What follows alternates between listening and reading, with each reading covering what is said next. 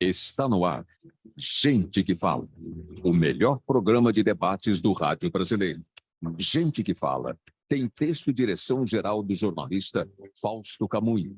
Gente que Fala reúne de segunda a sexta-feira formadores de opinião para discutir as principais notícias do dia. Gente que Fala tem o selo de qualidade APCOM. Olá, olá, boa tarde. O programa Gente que Fala está começando ao vivo pela Rádio 365, a sua rádio de todos os dias, por imagens na UTV, a TV da internet, também pelas redes sociais, Instagram, Facebook, nosso canal no YouTube, tudo prontinho, tudo no ar, tudo ligadinho para você acompanhar essa nossa jornada de hoje. Até 13h a gente quer você por aí, curtindo, comentando, compartilhando a nossa transmissão, interaja com os nossos convidados, faça perguntas pelo 973350038, mais uma vez, 973350038, 12:01, pessoal, eu sou o Mauro Friesman, é quinta-feira e você conhece o nosso espaço por aqui, aberto para o Gente do MPD que Fala, parceria nossa com o movimento do Ministério Público Democrático, o apoio da Câmara Brasileira de Diagnóstico Laboratorial e do escritório Nasser Rajad Advogados Associados. Vamos conhecer então os nossos convidados de hoje que vão debater, vão analisar os temas por aqui propostos. Dr. Rui Fernando Gomes Leme Cavalheiro, procurador do Trabalho, tutor e professor da Escola Superior do Ministério Público da União. Ele é associado do MPD, o Movimento do Ministério Público Democrático. Boa tarde, doutor Rui. Muito obrigado pela sua presença mais uma vez com a gente. Tudo bem? Boa tarde, Mauro. Obrigado. Tudo bem com vocês? Tudo bem, tudo ótimo.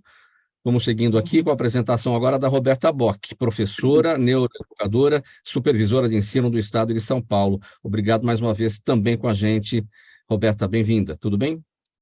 Tudo bem, boa tarde a todos. É com grande alegria que eu estou aqui novamente com vocês e que nós tenhamos um programa incrível. Muito obrigado pela presença. Eu apresento a Nádia Bento, ela é diretora de portfólio Life Science da Nuremberg Messi Brasil. Tudo bem, Nádia? Bem-vinda, como está? Bem, Mauro, bem-vinda, obrigada pelo convite, uma ótima tarde a todos. E também com a gente o Antônio Carlos Fernandes Júnior, ele é o presidente da CONACAT, Confederação Nacional das Carreiras Típicas de Estado. Antônio Carlos, tudo bem? Muito obrigado pela presença mais uma vez com a gente. Muito obrigado pela oportunidade de estar aqui de novo com todos vocês. Vamos lá, gente. 12:03, o primeiro assunto do Gente do MPD que Fala de hoje. 5 homens foram mortos na terça-feira durante ação policial em Acajutiba, na Bahia.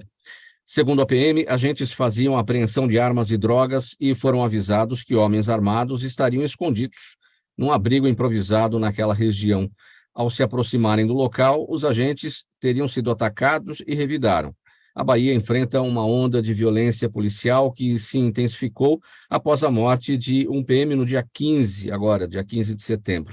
E com a operação, com essa operação de terça-feira, chegou a pelo menos 50, com a operação de ontem, na verdade, chegou a pelo menos 52 o total de pessoas mortas pela polícia em ações em setembro. O Estado não divulgou um balanço oficial a respeito desse número.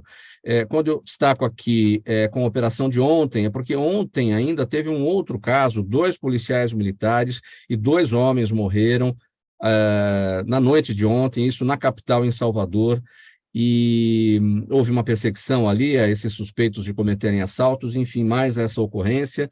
E eu começo com o Antônio Carlos a respeito desse tema. O que tudo isso nos revela? O que esses episódios de mortes, de confrontos entre policiais e a criminalidade na Bahia, tudo isso, o que isso significa para a gente, Antônio Carlos?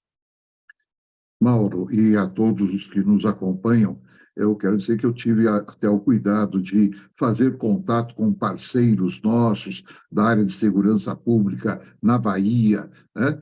E o quadro que eu trago aqui para análise de todos os parceiros e o debate é que o que está acontecendo, amigos, é o crime organizado transnacional, tá? Aumentando seus tentáculos. O que está acontecendo é uma ampliação da grave questão do crime organizado no Brasil, tá? Que, infelizmente, com O tempo se deixou que isso caminhasse e se sedimentasse da forma como está hoje. E, sim, o que nós estamos também... a primeira coisa que nos chega é o seguinte: chegou num ponto tal que, se a sociedade brasileira quiser deter essa questão do crime organizado, amigos, o confronto será inevitável. E o que está trazendo à tona, Mauro, é essa questão. O crime... já se ouve falar que tem prefeito em pequenos municípios na Amazônia, em outros lugares, falando assim, que o município não é mais o maior empregador, o Estado, né, a prefeitura, não é mais o maior empregador do município, é o crime que é o maior empregador. Então, estamos diante de questões, amigos, que urge uma eficácia do sistema de justiça, né?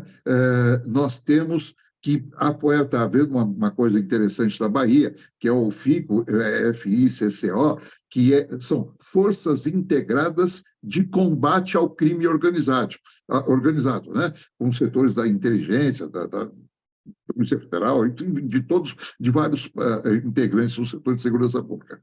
E, enfim, amigos, só mais um dado, e aí eu passo, Mauro, que é o seguinte: pensem que, no Brasil, a média, para cada 100 homicídios, a média de esclarecimento e punição real é de 8%. 8% apenas de elucidação dos casos, de finalização dos casos. Nós temos 92% de sucessos, vamos chamar assim, que incentivam que isso aconteça da forma como está acontecendo. Procurador Rui Cavalheiro, o seu entendimento a respeito desse tema. Tem uma citação aqui do ministro da Justiça e Segurança Pública, Flávio Dino. Ele diz que a Bahia é um dos maiores desafios da segurança pública no Brasil. Agora, esse desafio a ser enfrentado, procurador, passa necessariamente pela prevenção, né?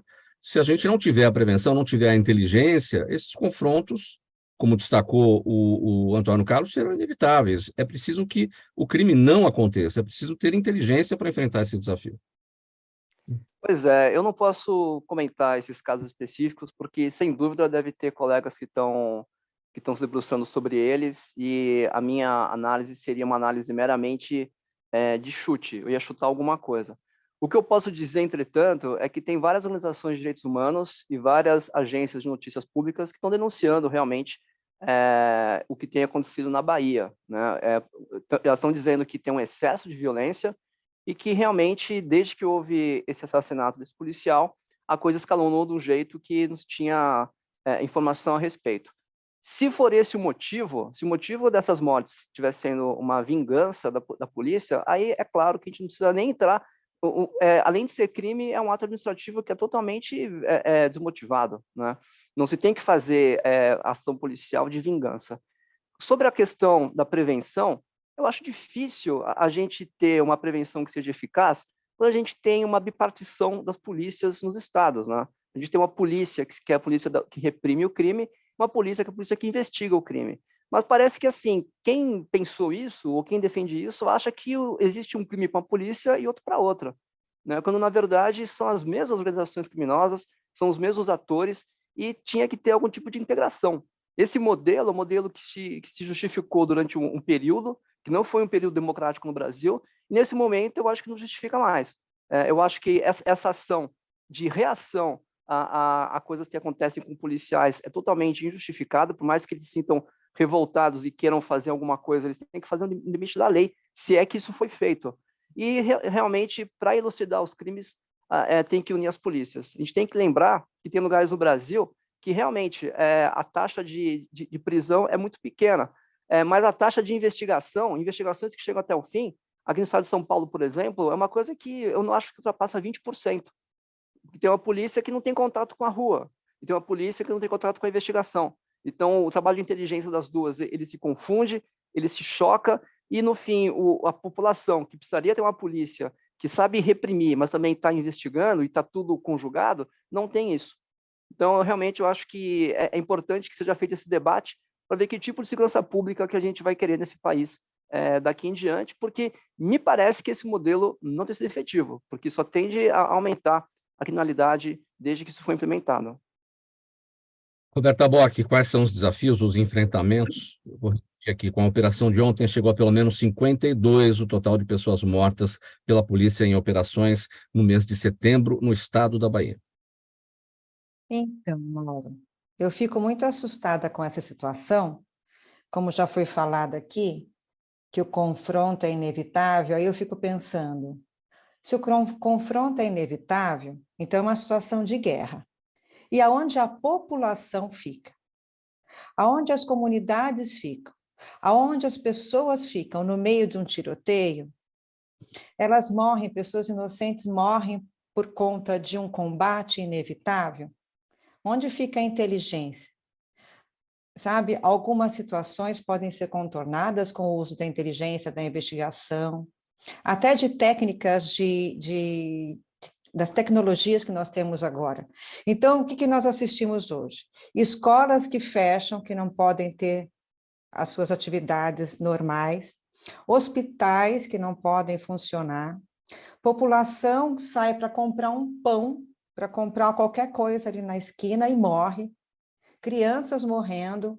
Então, é preciso encontrar uma forma de combater, sim, mas sem esquecer que a comunidade que mais sofre nesse país, que é a menos favorecida, está no centro desse combate. Então, não é simplesmente chegar lá e atirar para matar. E aí, como é que fica esse povo? Então, é isso que eu fico muito preocupada. E, às vezes, as pessoas pensam, mas eu não vivo naquela comunidade, mas eu estou muito distante disso. Se engana, porque eu posso estar dirigindo numa avenida muito chique e acontecer um combate desses e eu morrer, como a gente vê por aí acontecer. Então, todos nós estamos vulneráveis nessa situação. Como nós chegamos a esse ponto? Nós podemos olhar historicamente, que dá para entender, né? Mas chegamos. Então, preservar o nosso povo, eu acho que é ponto básico. E combater, sim, mas com inteligência, por favor. Nádia, como destacou a Roberta Bock, como chegamos a esse ponto, de fato, olhando para a história, a gente consegue entender, mas a pergunta é como sair dessa situação? Nossa, Maro, eu acho que essa é a pergunta de R$1 milhão, né? Eu acredito que esse é um dos grandes dilemas que vem se debatendo dentro, inclusive, de políticas públicas em todas as esferas. Mas um ponto que me chama muita atenção, até faz muito sentido a fala do Antônio, poxa, que se o crime organizado chegou em cidades a ponto dele dominar, mas é porque uma oportunidade foi criada, né? Em todos os negócios, acho que em todas as esferas, quando não se tem uma presença que seja de políticas públicas ou do Estado ou do governo, outras entidades passam a assumir. E aí acho que a minha fala não é nem no ponto de apontar dedo para nenhuma gestão, nenhum governo, mas também nós, como sociedade, o quanto nós deixamos de ser omissos uns com os outros. E a gente vai caindo muito nesse ponto que a Roberta pontuou, de sentirmos cada vez mais fragilizados e impotentes. Então a gente vai entrando neve, que, está chegando num ponto em que, e agora? Não dá para saber onde tudo isso começou e nem para que caminhos a gente pode seguir. Mas que está ficando cada vez, na minha opinião, mais assustador e a sensação de impotência crescente, isso é notório. A pergunta de R$1 milhão está respondida, viu, Nádia? Porque o caminho é esse, a retomada pelo Estado daquilo que deixou de ser feito, implementação de políticas públicas, enfim, e ocupar os espaços que deveria ser do Estado e que está ocupado aí pelo crime organizado. Então, a resposta é essa agora. Enfim, temos que torcer para que esse caminho seja reencontrado e que a gente saia dessa vulnerabilidade, como destacou a Roberta Bock, porque muita gente olha e fala, esse problema não é comigo. É sim, a sociedade tem que discutir esse tema, porque está todo mundo envolvido, está todo mundo sujeito a ser assaltado aí na esquina, a ter um celular roubado e, na pior das hipóteses, né, perder a vida, que é o que está acontecendo com muita gente.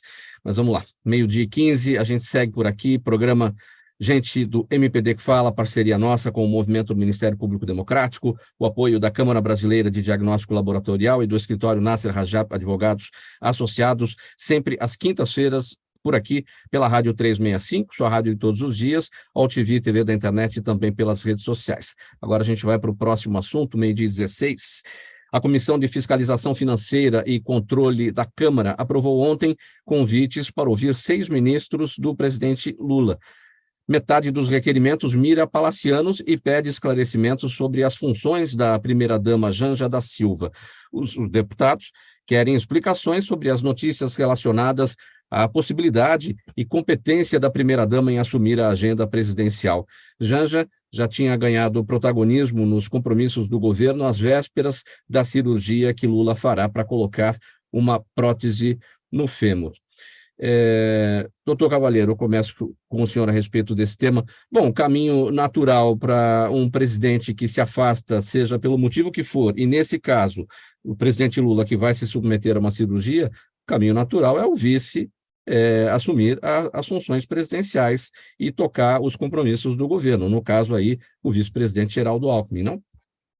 Sim, o caminho é esse. A reportagem que a gente tem sobre isso, do Poder 360, fala que o governo está dizendo que não existe, na verdade, essa assunção de funções pela primeira-dama, né? Mas eu acho que isso realmente tem que ser dirimido nesse momento aí na comissão. Mas também a gente tem que ver que tem uma diferença. As funções próprias da presidência, quem tem que exercer efetivamente é quem sucede o presidente, que é o vice. Mas também tem funções políticas, né? Tem funções de articulação, tem funções de aproximação com setores, aproximação com partidos, e isso não existe uma regra que diga que seja o presidente ou o vice que tem que fazer. Então, uma pessoa que seja próxima como a primeira-dama pode eventualmente pegar e assumir essas funções que não sejam próprias da presidência. Agora, o que é o quê? Vai ter que ser efetivamente dirimido, né? Porque se não existe isso, se são notícias que foram criadas, então também quem está perguntando tem o ônus de provar que existe essa irregularidade. Mas se existe efetivamente alguma coisa irregular, aí o governo tem que se explicar e tem que justificar por que está fazendo isso. E também não haveria nenhum problema em relação à primeira-dama assumir essas funções que não são próprias da presidência, como o senhor destacou. Afinal de contas, são conversas, são articulações, são trabalhos fora do âmbito do gabinete presidencial. Não? Exatamente. Me parece, posso estar enganado, mas parece que esse é um papel que primeiras-damas que a antecederam também fizeram, né, de levar adiante políticas públicas, ações que estão dentro da sua esfera de competência e de também participar dessa aproximação política, né? O que caberia também esse papel a qualquer ministro que tivesse um poder, que tenha um poder de articulação, um ministro da Casa Civil, um ministro de Relações Institucionais, aqueles que poderiam ser destacados pelo presidente para fazer esse papel. Exatamente, até eventualmente líder no Senado, líder do governo na Câmara, líder no Congresso, isso não é uma coisa que é vedada, né? A aproximação, a política ela existe em várias esferas na sociedade, né? Existe na esfera administrativa propriamente dita, naquilo que a Constituição e as leis estabelecem que são funções presidenciais, mas também existe numa esfera que é a esfera de relacionamento, a esfera de aproximação, a esfera de interlocução. Nessa esfera, não existe qualquer regramento dizendo quem faz o quê e como faz, né? Então, talvez, pode ser que a presidência entenda que a primeira-dama é uma interlocutora mais eficaz em alguns fóruns, e pode ser que não. Mas, assim, para tudo aquilo que for efetivamente privativo do presidente, quem tem que exercer é o vice, ou, na sua ausência, as pessoas que estão listadas na Constituição, os líderes de Câmara, Senado, STF, etc. Roberta Bock, seu entendimento, sua percepção sobre esse tema. Olha, no mínimo eu vejo 2 questões importantes aí. Primeiro, o presidente ele não vai se afastar, né? Ele vai continuar trabalhando só em um ambiente mais controlado por conta da mobilidade. Então, primeiro, nós tivemos, sim, primeiras-damas que exerciam algum papel parecido, mas eram primeiras-damas pálidas, vamos dizer assim, primeiras-damas que tinham um papel mais atrás do presidente, que não se colocavam à frente, que não tinha esse protagonismo que a Janja tem, né? Então, isso meio que assusta o meio político, onde a maioria é formada por homens. Então, isso assusta, né? A Janja é uma pessoa que toma a frente, que dá opinião e que está inaugurando uma postura diferente de primeira-dama. Então, isso assusta. Esses homens, que são a maioria, eles ficam meio atrapalhados e não sabem como agir com essa mulher protagonista. E eles ficam meio com medo que a agenda tenha um outro direcionamento, né? Então, também tem a questão, não só desse problema de relacionamento com esse tipo de mulher, numa sociedade predominantemente de homens, machista, então isso é visto meio estranho, né? E há um medo político, é claro, de que essa agenda seja meio filtrada, porque ela pode direcionar uma agenda mais para cá ou mais para lá. Então, eu acho que esses 2 pontos, no mínimo, provocaram essa série de notícias meio que estranhas na rede, algumas até mentirosas, fakes, como se ela fosse assumir a presidência. E isso não vai acontecer, não é? Seria o Alckmin o indicado, legalmente. Então, eu vejo que há um problema de acomodação, de relacionamento entre o mundo machista e de homens e a liderança de uma mulher, de repente, inaugurando uma postura diferente de primeira-dama. Eu acho que nós temos que aprender muito com essa situação. E eu gosto de ver esse movimento enquanto mulher. Eu acho importante isso acontecer. Sim, Nádia, o seu entendimento sobre esse tema é claro que a Janja não vai assumir a agenda presidencial, afinal de contas, não é esse o caminho da institucionalidade. Mas é óbvio, é fato que há um olhar exagerado, não, um olhar em relação ao protagonismo que ela vem tendo, e aí é isso que está criando esse ruído e criando notícias falsas, gerando essa situação que de fato não vai acontecer. A minha opinião é que não é de agora esse papel da Janja, né? A Janja foi fundamental em toda a campanha do governo Lula, inclusive ela foi decisiva em vários pontos. Mas eu acho que tem alguns poderes que vão muito além da caneta. A Janja ela é carismática, ela se conecta com uma parte muito interessante, muito grande da população, e ela trouxe fala para a mulher, ela trouxe autoridade, ela trouxe uma outra esfera de poder que não é da quebra da ordem, da lei ou do Estado, mas ela trouxe uma autoridade naquilo que ela fala, que ela acredita no que ela põe. Eu não acho que a Janja é uma ameaça a ninguém. A ameaça é muito mais sobre você se sentir ameaçado do que a ameaça em si. Eu não sei se a Roberta vai concordar aqui comigo, mas ela tem uma autoridade, ela tem um respeito, uma serenidade e ela tem uma força que é dela. E se isso for muito bem usado e aproveitado, eu acredito que o governo tem muito mais a ganhar do que a perder. A Janja é uma pessoa para ter por perto, e não uma pessoa talvez para tentar se silenciar. Muito aliás, acho que ninguém silencia a Janja, né? Ela é um vulcão, ela é uma potência, uma força por si só. Mas, na minha opinião, ela é uma oportunidade, não uma ameaça. O que a gente se acostumou a ver ao longo do tempo, Roberta, voltando com você, é a figura da primeira-dama ligada aos trabalhos sociais, enfim, aí a Janja abrangendo outras questões, trazendo uma outra forma de trabalho para o governo, isso tudo aqui está incomodando, né? Sim, é claro, isso tudo está incomodando. E é isso mesmo, ela esteve presente muito antes do presidente ser eleito, né? Ela é fundamental, foi fundamental e é fundamental. Então, o que a sociedade estava acostumada a ver?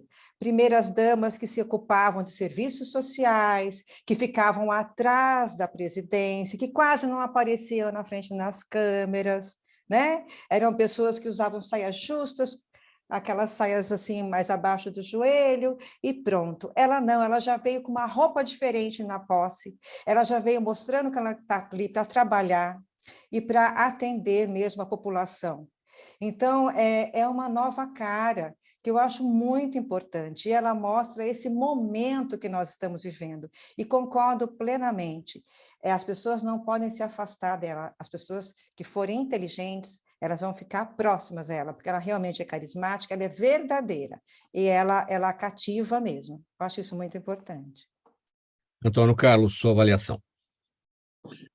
Me parece que estamos diante de um caso bem colocado de diferença entre políticas de Estado e políticas de governo. E cabe aos atores todos envolvidos saberem administrar essas duas situações. Da política de governo, né, essa assunção que a Janja está tendo nesse cenário todo, né, e que tem que ser bem administrado e bem compreendido por todos os atores. Assim como tem razão aqueles que defendem os aspectos formais das políticas de Estado, né, diferentemente das políticas de governo, que são aspectos rigorosamente formais, que seguem ritos, que há uma sequência de sucessão nas atribuições de governo, quando o presidente não está o vice-presidente, está um ministro, etc. Então, o que me parece é que estamos de um bom caso até para que se exercite, para que os atores todos exercitem a diferenciação entre políticas de Estado e políticas de governo. Eu acho que está um bom caso aí, bem emblemático. 12h27, programa Gente que Fala no ar, edição de quinta-feira, gente do MPD que Fala, parceria nossa com o Movimento do Ministério Público Democrático, o apoio da Câmara Brasileira de Diagnóstico Laboratorial e do escritório Nasser Rajab Advogados Associados, tudo pela Rádio 365, sua rádio de todos os dias, pela Altivia TV da internet e também pelas redes sociais. Próximo assunto agora, para a gente tratar com a Nádia. Olha, gente, termina hoje aqui em São Paulo a Analytica Latin America 2023, com a participação de mais de 300 expositores. O evento abrange todas as etapas da cadeia produtiva da indústria química analítica e se caracteriza como um evento multissetorial que conecta também formadores de opinião, propiciando discussões e contatos que facilitam melhorias e o desenvolvimento do setor. Entre as principais novidades das marcas estão os laboratórios portáteis e as ferramentas que usam inteligência artificial e realidade aumentada para melhorar os processos. Nádia, o que a gente precisa saber sobre este encontro que está terminando aqui em São Paulo? Vamos tirar aquela coisa técnica do assunto. Está explicando de forma um pouquinho mais popular o que é a cadeia produtiva da indústria química analítica. Mauro, a química analítica, eu acho que uma forma muito bacana da gente trazer isso para a população e tudo que envolve, tudo que a gente come, tudo que a gente bebe, veste, consome e usa, tem química analítica por trás, porque tudo que é desenvolvido hoje no país passa por um laboratório, que seja as vacinas, que seja o agro, tudo usa química analítica. Porque quando a gente faz um evento como esse, não é só valorizar o setor, mas é também juntar e tentar entender o que a indústria está desenvolvendo para melhorar a nossa qualidade de vida. Então, por exemplo, tem um expositor aqui na feira que desenvolveu um teste para você testar água. Então, você não precisa mais coletar a água no rio, levar até um laboratório. São testes mais rápidos. O que eu consigo ser mais eficiente? Trazer uma solução mais rápida para algum tipo de problema. Então, por exemplo, agora a gente tem aqui também o novo PCR de última geração. A gente consegue detectar se você tem mesmo poucas partículas de DNA em alguma amostra. Você já consegue ter análises mais elaboradas. E uso, por exemplo, de nanotecnologia no agrotóxico. Hoje, por exemplo, um avião, ele joga agrotóxico numa grande plantação. Nem tudo aquilo cai na plantação, acaba caindo em plantações vizinhas. Você tem que ficar reaplicando como que a nanotecnologia vem ajudar para que esse uso de agrotóxico seja diminuído e seja mais eficiente durante a aplicação. Parece pouco, mas o mercado de química no Brasil representa 12% do PIB industrial. É muita coisa, é um mercado muito grande, e sempre quando a gente fala alguma coisa, é química analítica, uma coisa tão técnica, é como se afastasse a gente da informação, mas muito pelo contrário, isso está presente aí na nossa vida, no nosso cotidiano, e uma feira como essa aqui, 8.000 visitantes num evento como esse, 300 marcas trabalhando no fim do dia para melhorar a qualidade de vida, das soluções de tudo que a gente tem na nossa mesa, no nosso vestuário e para o nosso bem-estar. Não tem nada na vida, Nádia, em que a química não esteja presente, né? absolutamente tudo, né? Ou tem algum exemplo onde a química não está lá? Mauro, se tiver, eu desconheço. Porque tudo na vida, tudo na vida são reações químicas, tudo na vida tem uma reação química, né? Mas não, tem de tudo. Agro. Imagina, nós somos um país exportador. Como que você faz um alimento ser exportado num navio? Você usa nanotecnologia nesses produtos para fazer com que o processo de maturação deles seja no timing perfeito.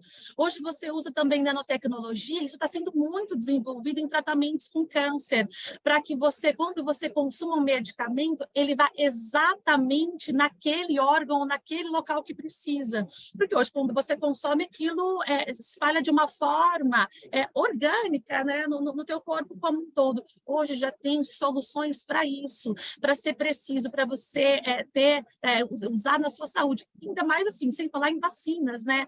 Quanto que você precisa de ter um laboratório eficiente, análises corretas, eficazes, para você ter a certeza de que o produto que você tem aí na sua farmácia, ele seja eficiente para aquilo que você precisa.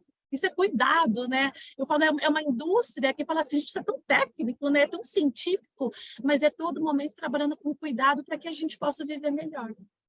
Fazer uma brincadeira aqui, Nádia, até para relacionamento precisa ter química, né? Para tudo, tá vendo? Um ótimo exemplo. Então, até agora não achamos exceção nenhuma, né, Mauro? É que tem a química também na política, né? Para que essa polarização tenha aí um controle diferente, né? Se a química entrar nisso, as coisas tendem a engrenar melhor, né? Mas eu acho que é daí que vem essas analogias nas relações, né? Você tem que ter química para tudo, inclusive em relações governamentais, políticas, sociais, né? Então, vamos usar esse exemplo aí de sermos mais eficientes, vamos trazer isso para outras esferas, né? Qual é o interesse hoje no Brasil, Nádia, em relação a seguir carreira na química, né? Os jovens estão muito interessados em estudar química, em fazer cursos de química, faculdades de química, entrar nesse setor? Tem sim, Mauro, isso tivemos aí um tempo muito frustrante, né, com todos os cientistas e todas as pessoas que buscavam desenvolver outros produtos, mas é uma turma, eu falo que a turma do mercado científico, ele é tão apaixonado pelo que faz, são grupos que têm propósito de vida. O meu trabalho é para melhorar a vida de outras pessoas. Inclusive, aqui no evento, nós temos trabalhos científicos e premiamos os melhores trabalhos. São coisas sensacionais. Um dos nossos papéis não é só promover ou gerar negócios, mas é também dar fomento para esses estudantes que estão aí na universidade poderem ter acesso a materiais de laboratório melhor e a outros conhecimentos, a outras interações em termos de negócio e oportunidades que talvez só a universidade ainda não dá. Inteligência artificial e realidade aumentada na melhoria dos processos, as duas coisas, tanto a inteligência artificial quanto a realidade aumentada, elas prescindem da química? Não prescindem, mas são usadas. Um dos primeiros modelos de realidade aumentada está sendo usado aqui no evento, porque eu consigo dar mais precisão naquela análise. Então, tem hoje óculos que você mergulha dentro do material, praticamente, que você está trabalhando. Você consegue encontrar elementos específicos de uma forma mais rápida e eficiente. Então, a tecnologia também está se desenvolvendo dentro desse mercado. E o Brasil está inserido de que forma nisso? É um dos países que mandam melhor na área química? Olha, ainda tem muito a ser desenvolvido em nosso território, ainda se comparado com outros países, muito por conta de investimento, né? Os laboratórios brasileiros, a indústria farmacêutica brasileira, ela tem uma grande eficiência e ela não poupa esforços para ter os melhores laboratórios dentro de suas produções, mas a gente sabe que tem setores da nossa economia que oscilam muito. E dentro das universidades, ainda, infelizmente, não temos os polos tecnológicos mais desenvolvidos. E se sai tanta coisa incrível dentro das universidades com pouco material, pouco investimento, imagina se o governo aportasse mais investimentos dentro desses setores, o que nós seríamos capazes de desenvolver. Hoje, uma das vacinas no mundo, inclusive premiadas para a solução para a dependência do crack, foi desenvolvida numa universidade brasileira. Quanto mais poderíamos fazer em prol da saúde pública se esse investimento existisse? Esse encontro, o Analítica Latinoamérica 2023, que termina hoje, ele é só para profissionais, só para formadores de opinião, ou interessados também podem visitar? Interessados, de repente, nasce daí, né, a presença de alguém, a visita de alguém aí, nasce daí um químico, um cientista, tudo é possível. É possível, Mauro. Ela é uma feira bem destinada ao setor, por ela ter soluções mais técnicas, mas ela tem uma visitação gratuita e universidades estão sempre presentes aqui no evento, mas é um prazer receber todos aqui. A feira vai até hoje às 21 horas. No Expo... O São Paulo Expo, ali aqui na Imigrantes, primeiro quilômetro. Muito bem. 12h36 agora, finalizado esse tópico por aqui. Pessoal, vamos dar uma paradinha, tomar um gole de água cada um.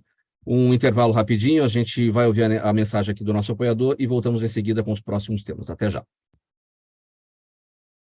Os melhores trabalhos de comunicação nunca abrem mão de um excelente instituto de pesquisas. A Orbis é um instituto de pesquisas que une precisão e confiabilidade estatística com a mais alta tecnologia em pesquisas do mercado. Na sua próxima pesquisa, se eu fosse você, chamava Orbis. Até porque o sucesso é consequência direta da informação que você tem e o que você faz com ela.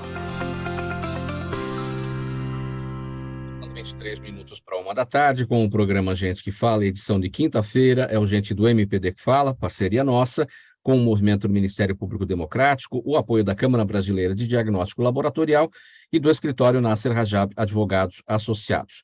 Estamos ao vivo pela Rádio 365, sua rádio de todos os dias, por imagens pela Altivia TV da internet, também pelas redes sociais. Vamos lá, próximo tema aqui para análise de todos. O líder do PT na Câmara dos Deputados, Zeca Dirceu, disse ontem que o presidente da Casa, deputado Arthur Lira, só vai pautar a PEC da anistia se o Senado se comprometer a aprovar a proposta por lá também, além da mini-reforma eleitoral. A PEC da anistia perdoa punições aos partidos que não destinaram ao menos 30% das reservas do fundo partidário para custear candidaturas femininas e de pessoas pretas e pardas. Aí o deputado Zeca Dirceu disse que a Câmara não vai se indispor com a opinião pública votando uma PEC que depois ficará parada no Senado. Olha só o que ele disse. Não vamos votar uma PEC que é cheia de polêmicas e problemas e só gastar cartucho para chegar lá e não votar. Procurador Cavalheiro, qual que é a impressão aqui? A PEC da anistia subiu no telhado?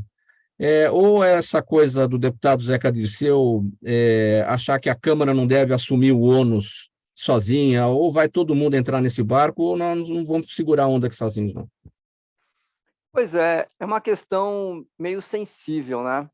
Porque, assim, ao mesmo tempo que tem que fazer essa cobrança em relação às cotas que não foram cumpridas, porque as cotas são justamente para inserir pessoas que são identificadas como não incertas em cargos públicos por meio do sistema eleitoral, ao mesmo tempo que tem que se cobrar isso, também existe aqui uma questão política, né?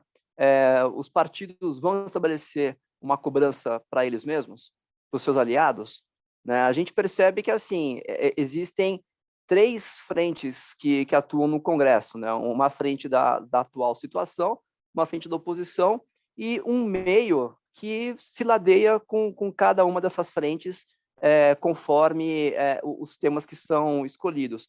E, sem dúvida, isso vai impactar neles. O que eu acho uma questão mais complicada ainda é a questão de dizer que isso depende de uma outra coisa, né, de uma reforma eleitoral.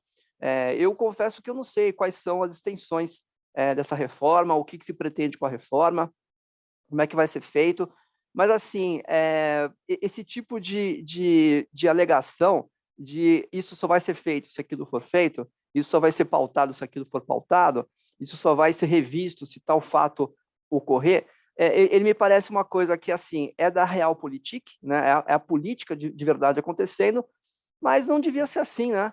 As coisas deveriam ser aprovadas ou não aprovadas porque elas são justas ou injustas, não por meio de trocas, porque a impressão que se tem é essa, estamos trocando uma coisa por outra, né? E aí eu acho que isso contribui de um modo péssimo para a imagem que se tem atualmente da classe política no Brasil, e que levou à tragédia, né, do último mandato presidencial, onde a pessoa apareceu como sendo o candidato que não tinha qualquer tipo de vínculo com a classe política, o que não era verdade, né? E a ideia era dinamitar a classe política, né? O discurso foi esse. E é uma coisa que, assim, sem se botar algo no lugar que seja mais democrático, mais participativo, acabar com a política, em primeiro lugar, não acaba, né? A gente percebeu que não acabou, né? Esse meio da política, ele continuou a atuar com a então situação, né? Só que o discurso é um discurso que é sedutor. Então, esse tipo de conduta, eu acho que ela é muito negativa para o impacto que tem para a opinião pública. E ela pode, sem dúvida, alimentar essa sensação de descrédito que se tem na política. Antônio Carlos, é interessante, né? Como essa declaração do líder do PT na Câmara, o deputado Zeca Dirceu, demonstra como eles sabem, como os políticos sabem que a PEC da anistia é um retrocesso, que é um escárnio, esse tipo de situação, a ponto de, olha, ou abraça todo mundo ou não vai ninguém, né? Então, bom, tá todo mundo abraçado, porque isso daí tá da direita para a esquerda, da esquerda para a direita, só o PSOL que está fora, só o partido PSOL que está fora. Enfim, agora, mas a gente, para não ter certeza de que vai votar no Senado, a gente também não vai adiante, né? De fato, inclusive, houve uma manifestação muito bem estruturada, né, doutor Cavalheiro sabe bem disso, que o MPD, inclusive, foi um dos artífices dessa manifestação, né, em que diversas organizações, inclusive a CONACAT, assinaram para encaminhar ao Congresso sobre essa questão da PEC da anistia e com um arrazoado muito bem feito sobre o desastre que seria esse encaminhamento da forma como estava sendo desenhado, da forma como está desenhado, inclusive. Tem razão o doutor Cavalheiro quando fala que isso mostra a fragilidade da imagem, né, que a classe política tem hoje perante a sociedade.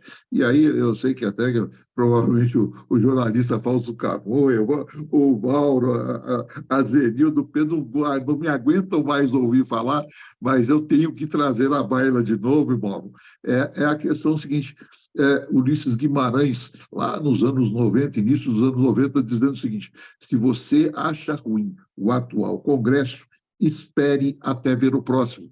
E uma das coisas que eu acho que ele se baseou com muito, além do conhecimento profundo, evidente, que ele tinha de toda a nossa política tanto da política com P maiúsculo, como da política com o P minúsculo, né, da politicagem, mas uma das coisas que ele teria se baseado é exatamente essa questão das reformas eleitorais. Qual é o princípio? A reforma eleitoral para as próximas eleições são feitas pelos os atuais ocupantes, que naturalmente vão fazer um desenho que favoreça a continuidade do status quo. Então, isso é uma questão bastante grave. Essa discussão da PEC da anistia é uma discussão que tem que ser levada à sociedade e fazer com que a classe política perceba, de fato, que existem olhos atentos ao que está sendo decidido no Congresso Nacional. Roberta, de qualquer forma, a PEC da anistia ainda está longe do plenário da Câmara, né? Porque o Arthur Lira, o presidente Arthur Lira, diz que só pautará se a PEC tiver certeza, né, de que a PEC vai passar no Senado, mas ela sequer chegou no plenário da Câmara, porque ainda não foi votada na comissão especial. De novo, ontem houve um adiamento. Então, só se votar de madrugada quando todo mundo estiver dormindo e ninguém perceber.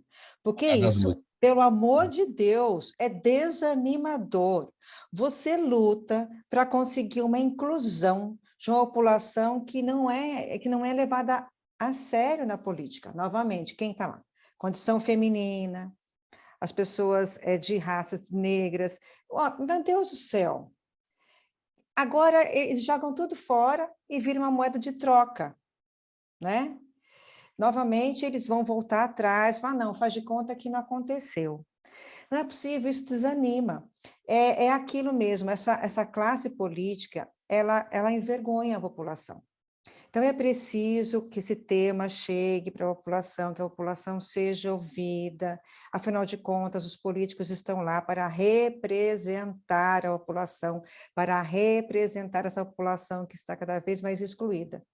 Então, é preciso que todo mundo opine. Então, isso não pode ser conduzido dessa forma.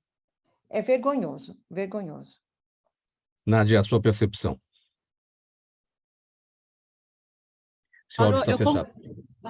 Eu concordo muito com eu concordo com a Roberta na fala dela, e assim, em todas as esferas, todos os formatos de cotas foram criados para retratar uma falha histórica muito grande e que está no nosso cotidiano até hoje.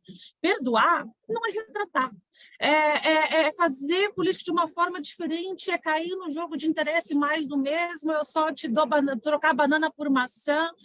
E esses desvios dentro do discurso político, esse tipo de barganha, só faz a gente voltar e repetir aquela velha política que a gente tem. E pedir certeza para alguma coisa, olha, eu não sei, eu não tenho certeza de nada nesse mundo. Dados apontam, estatísticas apontam, mas você querer ter certeza de alguma coisa é voltar na velha barganha política, e concordo com a Roberta, é desanimador. E olha, gente, por falar em votações repentinas, no apagar das luzes, né, como destacou a Roberta aqui em relação a esse tema, olha, em votação relâmpago, o plenário do Senado aprovou ontem o projeto de lei do chamado Marco Temporal para a demarcação de terras indígenas. Isso menos de uma semana após a tese ter sido declarada inconstitucional pelo Supremo Tribunal Federal. A aprovação em regime de urgência, por 43 votos a 21, ocorreu 5 horas depois da discussão lá na CCJ do Senado. O projeto foi aprovado pela Câmara dos Deputados em maio, com o apoio da bancada ruralista e do presidente da Casa, Arthur Lira, como parte da ofensiva do Congresso contra o Supremo Tribunal Federal. E o texto agora, como foi aprovado ontem, vai para a sanção ou veto do presidente Lula. Doutor Rui, criou um imbróglio aí, né? Como é que fica essa situação? Porque tem a derrubada da tese pelo Supremo Tribunal Federal, ou seja, se o texto for sancionado pelo presidente Lula, vai ter uma nova provocação, certamente, lá no Supremo Tribunal Federal, não? É um imbróglio em termos, né? Porque o STF firmou a tese já. O STF disse que o marco temporal é inaplicável. A leitura era a seguinte: só teriam direito às terras ocupadas pelas populações originárias aqueles povos que efetivamente ocupassem as terras na data que foi promulgada a Constituição de 88. É uma tese que estabeleceu que esse é o momento que delimitou para o Brasil inteiro aonde que as populações indígenas poderiam morar e ocupar.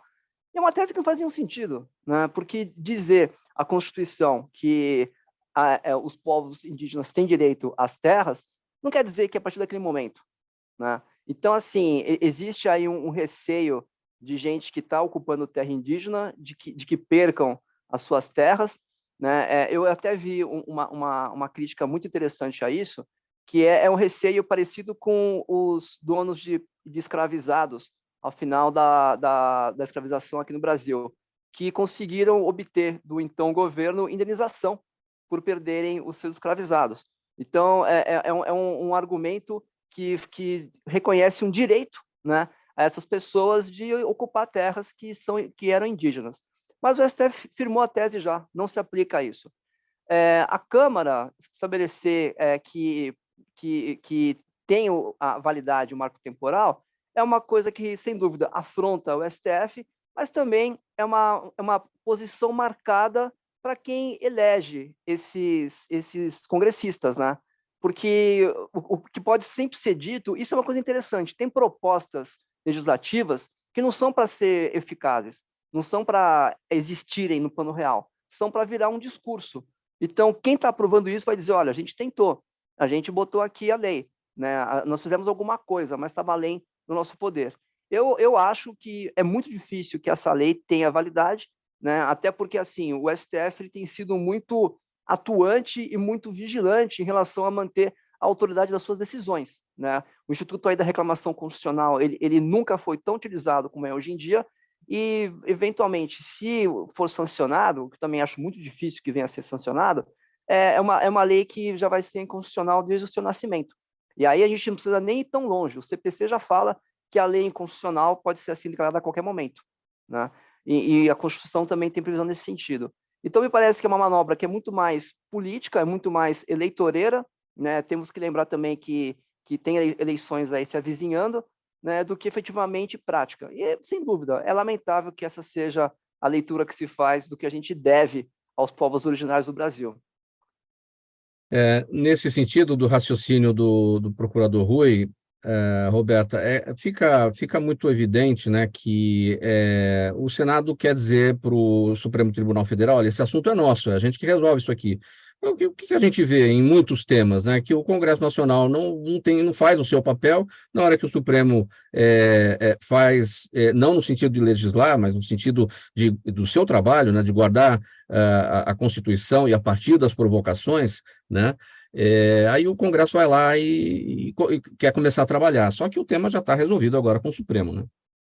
Já está resolvido, concordo plenamente, só que eles têm que dar uma resposta para a base eleitoral deles, né?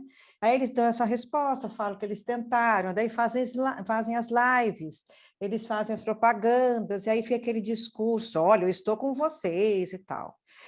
Outra coisa lamentável. Só que o que eu fico pensando é assim: o que está por trás de tudo isso? Aquela vontade de explorar a terra indígena, aquela vontade de desmatar, aquela vontade de tomar conta do minério que está ali. Ninguém, em nenhum momento, começa a conversar sobre o nosso clima. Durante a semana, nós tivemos aí 38, 40 graus, agora hoje deve estar com 20, e ninguém fala que isso pode ser algo errado que está acontecendo no nosso clima. Ninguém propõe uma discussão: olha, então vamos preservar lá a mata, então vamos tomar cuidado com isso. Não, essa discussão não existe com nossos políticos, não é? E isso, novamente, me deixa profundamente indignada com essa classe política. Antônio Carlos, seu entendimento. Eu acho que a análise que o doutor Cavalheiro fez foi perfeita. A questão parece mais sedimentada do que aparente, né, do que está sendo discutido, e parece ser, de fato, uma coisa que está sendo jogada para a torcida. Né? Ou seja, o Congresso está fazendo um jogo de cena, de uma certa forma. Eu acho que essa visão que passou o doutor Rui foi muito correta.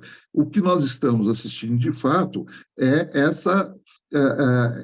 aliás, essa coisa entre Congresso, Supremo, Executivo, Legislativo, Judiciário, isso daí precisa ser mais trabalhado, melhor equacionado. Todos acho que temos esse entendimento. As coisas estão bastante confusas. Mas, no caso específico, em tela, sim, me parece ser uma jogada para a torcida, que não terá repercussão, que não terá maiores consequências. Eu também concordo com a visão dele.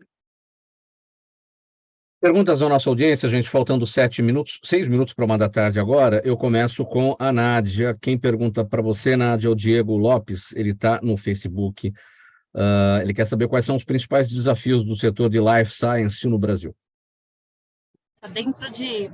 Primeiro, obrigada pela pergunta aí, Diego, boa tarde para você. Dentro de Life Science engloba muitos mercados, muitos setores, né? Se pensar em especialmente o mercado farmacêutico, eu acho que, em especial, essa indústria, a farmacêutica, é uma indústria muito analógica, que ainda tem muitos investimentos por vir, mas ainda é uma indústria que tem um dos maiores potenciais que a gente tem hoje no mercado.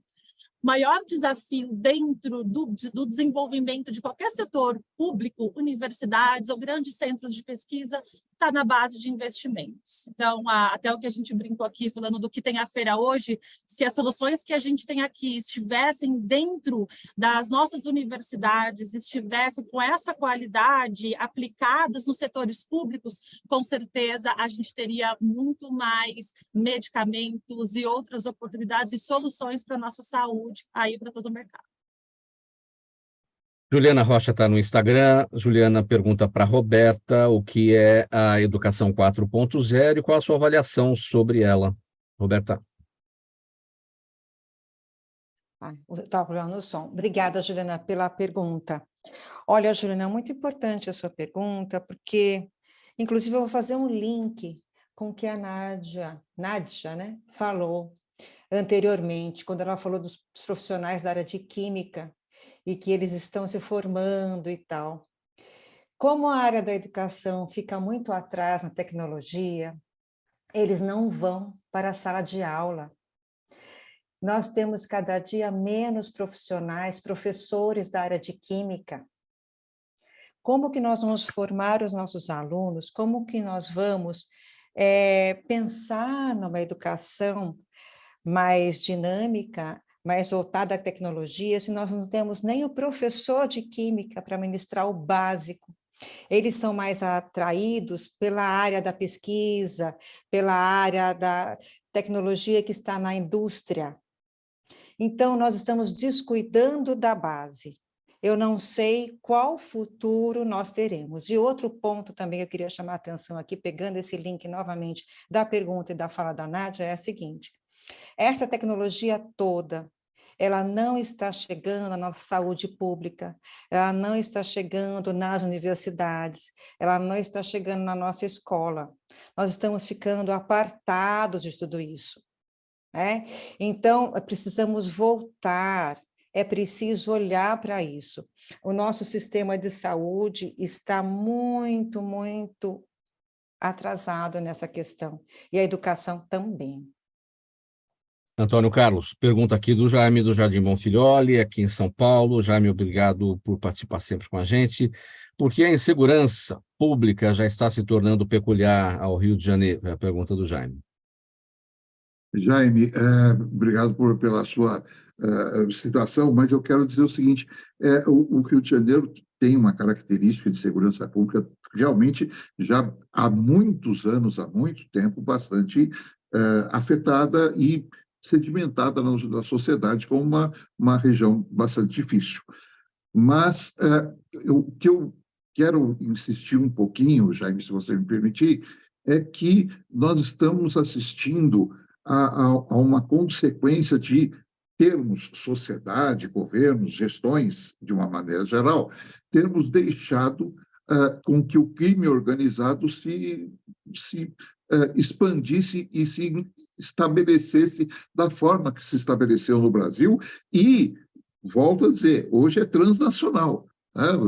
Você tem, sem entrar em nomes, por favor, mas você tem setores de crime organizado que estão localizados numa região, mas que estão buscando espaço em outra região, em disputa com outro crime organizado daquela. Então, o que nós estamos assistindo é uma situação um pouco generalizada de necessidade urgente de termos uma ação efetiva em relação à segurança pública, não só no Rio de Janeiro, mas de uma maneira geral no Brasil. Procurador Rui Cavalheiro, a Daniela Neves no YouTube, pergunta a sua opinião sobre a publicação pelo Estado da chamada lista suja do trabalho escravo, que passou alguns anos suspensa pelo governo. Bem rapidinho, poucos segundos. Pois existem várias consequências punitivas para o trabalho incondicional de escravo, né? Uma delas é a proibição de tomar empréstimos de bancos públicos, e outra é a proibição de se beneficiar de isenções fiscais aqui no estado de São Paulo, por exemplo. Então, eu acho muito bem-vinda essa medida, porque assim, não só nós temos que punir, né, mas também temos que ensinar a uma parte do mercado que não entende o valor da dignidade da pessoa humana, que não compensa por nenhum ângulo você escravizar pessoas para a prestação de trabalho. Muito legal, gente. Vamos colocar um ponto final nessa edição do programa Gente que Fala de hoje. Gente do MPD que Fala, parceria nossa com o Movimento do Ministério Público Democrático, o apoio da Câmara Brasileira de Diagnóstico Laboratorial e do Escritório Nasser Rajab Advogados Associados. Participaram com a gente hoje Dr. Rui Fernando Gomes Leme Cavaleiro, procurador do Trabalho, tutor e professor da Escola Superior do Ministério Público da União, associado do MPD. Também com a gente a Roberta Bock, professora e neuroeducadora, supervisora de ensino do Estado de São Paulo. Nádia Bento, fechou a ficha aqui, vamos abrir de novo. Nádia Bento, diretora de portfólio Life Science da Nuremberg Messe Brasil, e também o Antônio Carlos Fernandes Júnior, presidente da Confederação Nacional das Carreiras Típicas de Estado. Muito obrigado, gente, pela presença de vocês, pelos esclarecimentos, pelas informações, por ajudar a gente na formação de opinião do programa Gente que Fala, que é sempre uma realização da ABCOM, apresentação minha, Mauro Friesman, pauta e redação do Pedro Schiavon, Zenilda Salvato, nossa diretora de produção, jornalista Fausto Camunha, nosso diretor-geral, e você, espectador, você internauta, você ouvinte, sempre a razão da nossa presença aqui todos os dias. A gente volta amanhã, a partir do meio-dia, pela Rádio 365, sua rádio de todos os dias, pela Altivia TV da internet, também pelas redes sociais. O Lucas Neto está chegando agora com o programa O Melhor para a Melhor Idade, e olha, ele vai trazer uma reapresentação hoje de uma entrevista que ele fez com o Dr. Nabil Goraieb, cardiologista. Então, fiquem bem aí na companhia do Lucas Neto, com essa entrevista com o Dr. Nabil Goraieb. Um abraço para todo mundo, uma boa tarde, a gente volta então amanhã a partir do meio-dia. 1 hora, 1 minuto, tchau, tchau.